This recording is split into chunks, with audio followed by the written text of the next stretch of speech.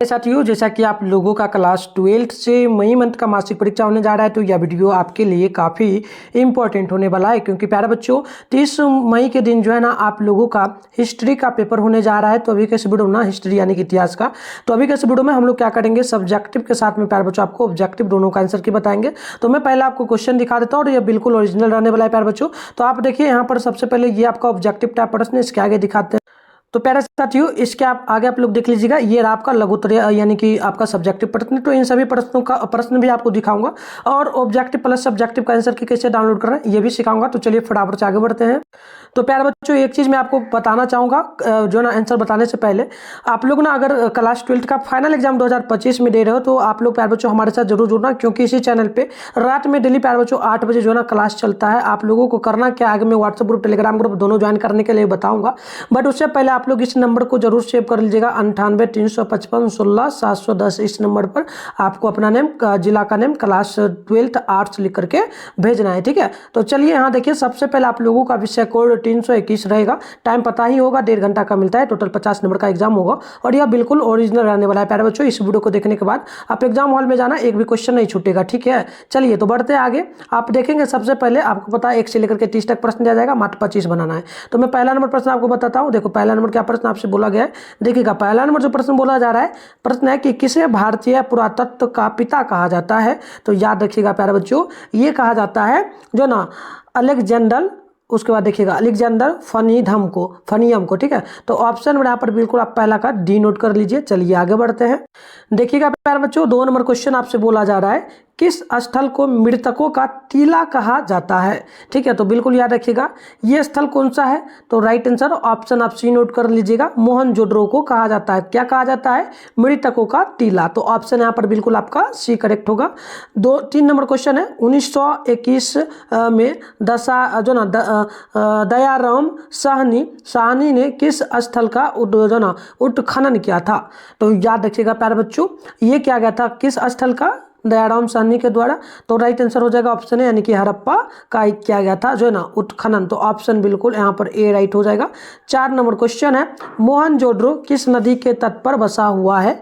तो याद रखिएगा, ये सारे क्वेश्चन मैंने पढ़ाया हुआ है प्यारे बच्चों। अगर आप लोग डेली क्लास करते हो तो हमें कमेंट बॉक्स में बताना क्या इन सभी क्वेश्चन का उत्तर आपको पता है या फिर नहीं। क्योंकि आपका ज़्यादा से ज़्यादा एक चैप्टर 1 से लेकर के 2 तक ही क्वेश्चन ये पूछा जा रहा है, ठीक है। क्योंकि पहला एग्जाम है। तो बिल्कुल 4 का ऑप्शन ए नोट करिएगा, यह सिंधु नदी हो जाएगा, ठीक है। चलिए तो आगे बढ़ते हैं। तो देखिएगा प्यारे बच्चों, यहाँ पर 4 नंबर क्वेश्चन आपसे बोला जा रहा है और प्रश्न क्या बोला है, मोहनजोदड़ो किस नदी के तट पर बसा हुआ था। तो बिल्कुल याद रखिएगा, ये कौन सा तट है, बिल्कुल याद रखिएगा सिंधु घाटी, ठीक है। तो बिल्कुल सिंधु घाटी के बगल में कौन सा नदी है प्यारे बच्चों, तो रावी नदी, याद रखिएगा। तो ऑप्शन यहाँ पर ये होगा। क्वेश्चन नंबर 5 है, मन के बनाने का प्रमुख केंद्र कौन था, ठीक है। ईट तथा मन के पहला चैप्टर है ना प्यारे बच्चों आप लोगों का, देखो उसी से क्वेश्चन पूछा जा रहा है। तो बिल्कुल 5 का ऑप्शन डी होगा, लोथर। ये मैंने आपको पहले ही बताया था क्लास के दौरान। क्वेश्चन नंबर 6 है, गोदीवारा के प्रमाण कहाँ मिले हैं प्यारे बच्चों। तो मैंने आपको बताया था गोदीवारा के प्रमाण मिले थे लोथर में। तो ऑप्शन इसका भी डी राइट होगा 6 नंबर क्वेश्चन का। अगर आप लोग डेली क्लास करोगे तो बिल्कुल आप लोगों का सपना जो भी होगा 450 प्लस लाना बिल्कुल ला पाओगे। आप लोग चैनल को अभी ही सब्सक्राइब कर लेना, ठीक है। चलिए बढ़ते आगे। देखिएगा 7 नंबर क्वेश्चन आपसे यहाँ पर बोला जा रहा है। 7 नंबर क्वेश्चन है कि कलिवंगा किस राज्य में स्थित है। तो मैंने आपको बताया था क्लास के दौरान, ये जो स्थित होता है प्यारे बच्चों कहाँ पर है, तो बिल्कुल ये हो जाएगा राजस्थान में, ठीक है। ऑप्शन डी होगा। क्वेश्चन नंबर 8 है, R.S. बिष्ट द्वारा जो ना धोलावीरा का उत्खनन कब किया गया। तो याद रखिएगा, राइट आंसर हो जाएगा 8 का ऑप्शन डी, यानी कि 1990 ईस्वी में।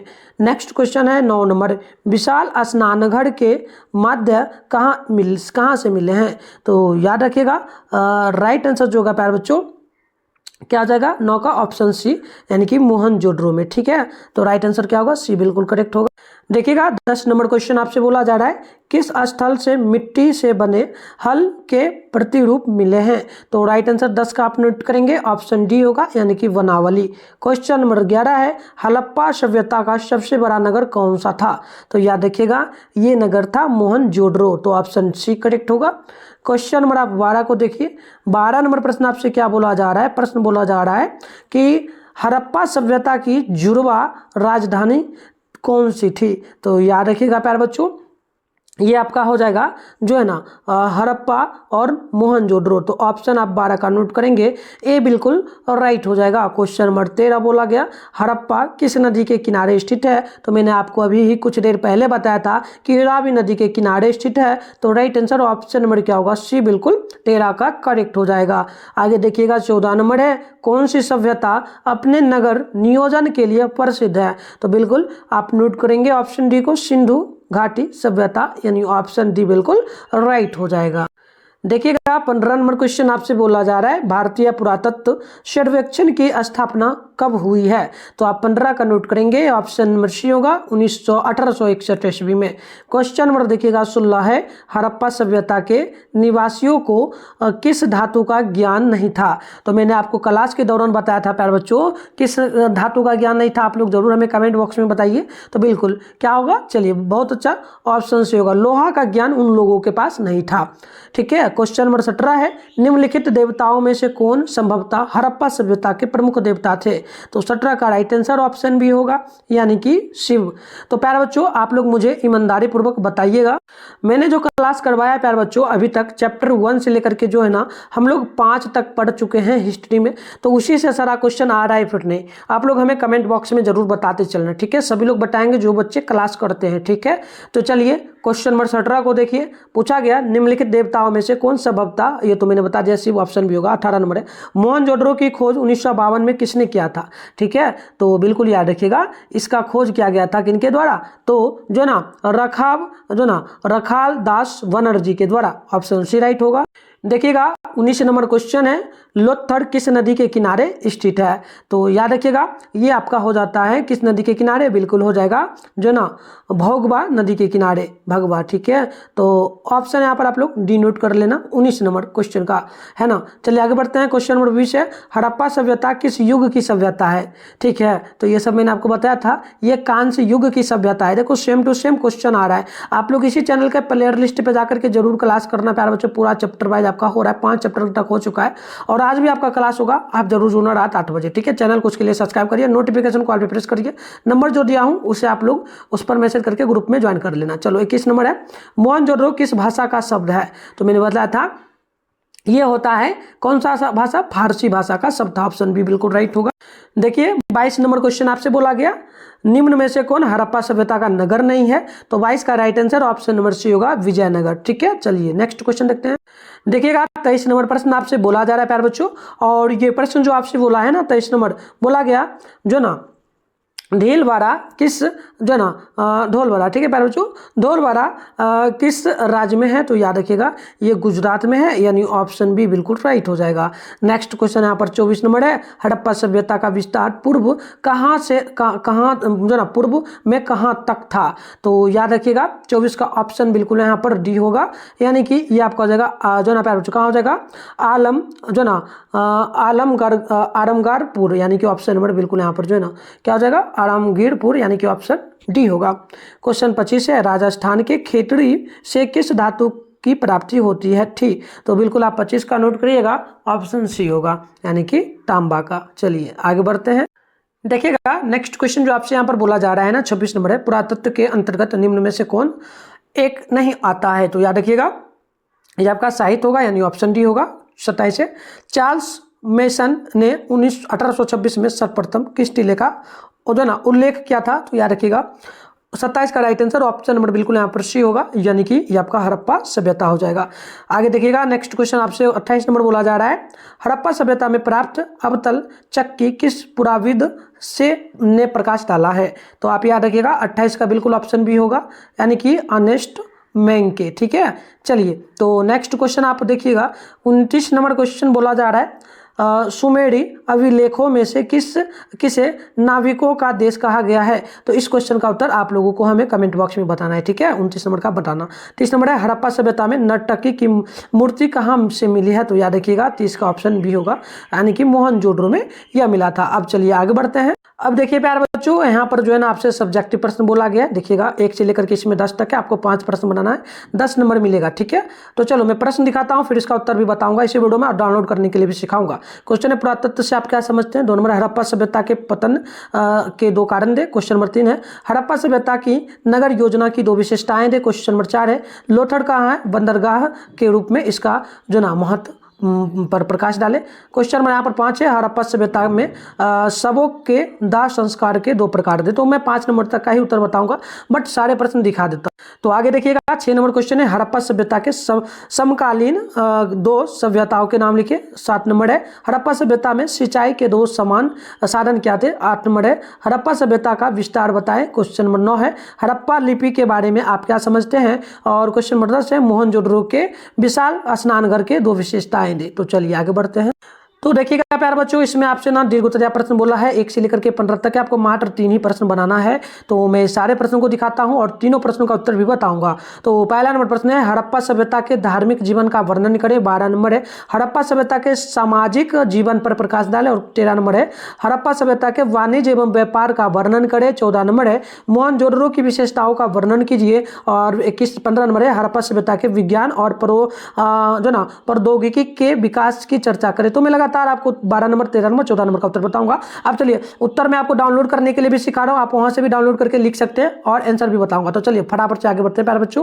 तो प्यारे बच्चों, आंसर की डाउनलोड करने के लिए आप अपने फोन में सबसे पहले गूगल को ओपन कर लीजिएगा। सर्च बार के आइकन पे आपको क्लिक कर लेना है, ठीक है। उसके बाद आपको ना मिठुन स्टडी सेंटर सर्च करना है, जो कि चैनल का नाम है मिठुन स्टडी सेंटर। आप सर्च करेंगे तो आपके सामने इस प्रकार से सर्च करना है। फिर थोड़ा सा ऊपर करिएगा प्यारे बच्चों, आपके सामने जो है ना मिठुन स्टडी सेंटर का ऑफिशियल वेबसाइट यहाँ पर मिल जाएगा। मैं आपको जूम करके भी दिखा दूँ, आपको इसी पर क्लिक कर लेना है, ठीक है। इस पर क्लिक करिएगा, इस प्रकार से फिर इंटरफेस ओपन होगा। आपको आराम से स्क्रॉल डाउन करके इस प्रकार से नीचे आना है और क्लास 12 का सेशन चेक करना है। देखिए क्लास 12 का सेशन आपको यहाँ पर जो है ना देखने को मिलेगा। और ये जो फर्स्ट में लिखा मिल रहा है मंथली एग्जाम जो मई मंथ का चल रहा है, इस पर आपको क्लिक कर लेना है।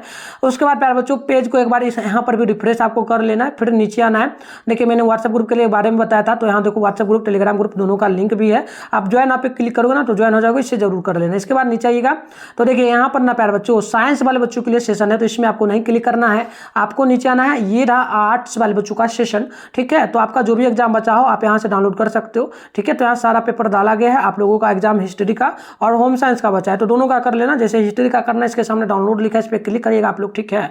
चलिए तो चलिए इस पे हम लोग ना क्लिक करते हैं पहले प्यारे बच्चों, ठीक है। चलिए तो फटाफट से हम लोग एक बार क्लिक कर लेते हैं। कहाँ पर करना था हमें? करना था यहाँ, 1 सेकंड रुकिए, ठीक है। चलो हिस्ट्री है, इसके सामने डाउनलोड है, इस पर हमें क्लिक करना है।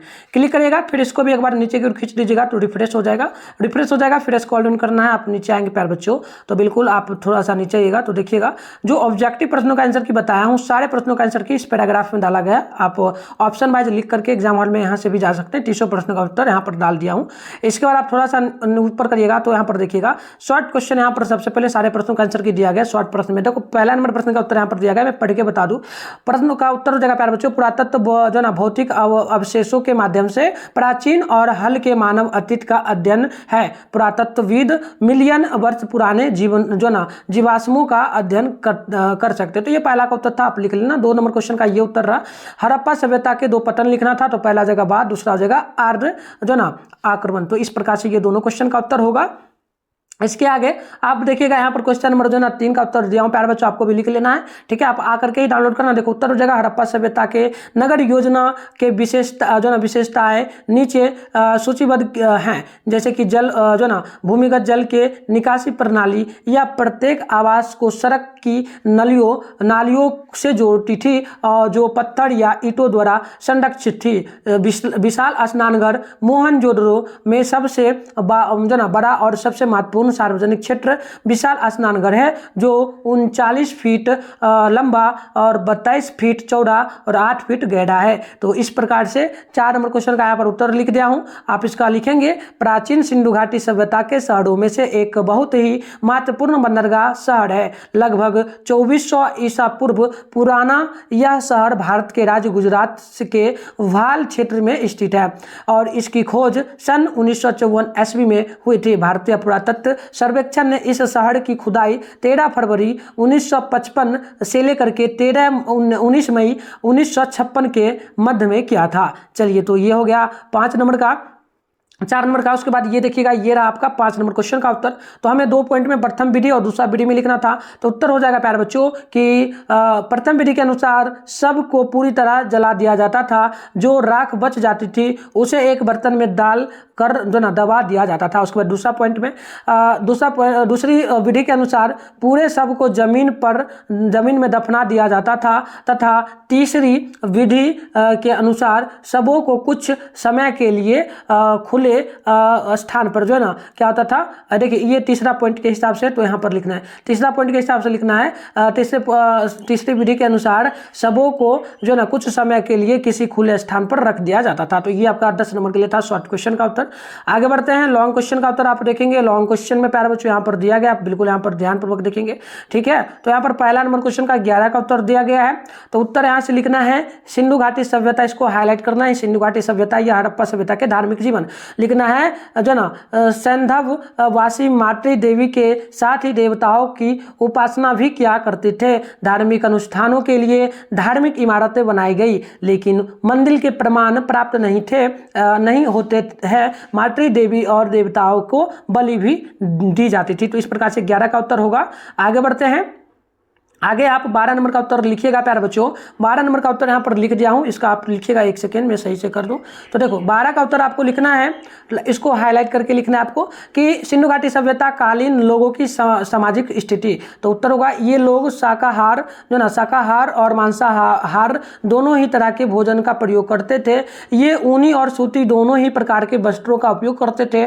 पुरुष और महिला दोनों ही आभूषण पहनते थे। सिंधु घाटी सभ्यता के लोग शांति प्रिय थे। चलिए इसके बाद 13 नंबर का ये उत्तर दिया गया है। उत्तर हो जाएगा कि हड़प्पा सभ्यता के लोग मिट्टी से चीज़ें बनाते थे और उन्हें मुख्य रूप से बाजार में बेचते थे, और अधिक लाभ प्राप्त करने के लिए उनका व्यापार विदेशी बाजार में करते थे। हड़प्पा सभ्यता में विभिन्न प्रकार के सीपियों, मोतियों और मोतियों के समान आभूषण बनाए जाते थे और विदेश बाजार में व्यापार किया जाता था। तो इस प्रकार से मैंने आपको उत्तर बता दिया, आप यहाँ से लिख लेंगे। अगर आपका एग्जाम होम साइंस का बचा हुआ है तो आप होम साइंस का यहाँ से आकर के डाउनलोड करके लिख लीजिएगा। तो मिलते हैं नेक्स्ट वीडियो।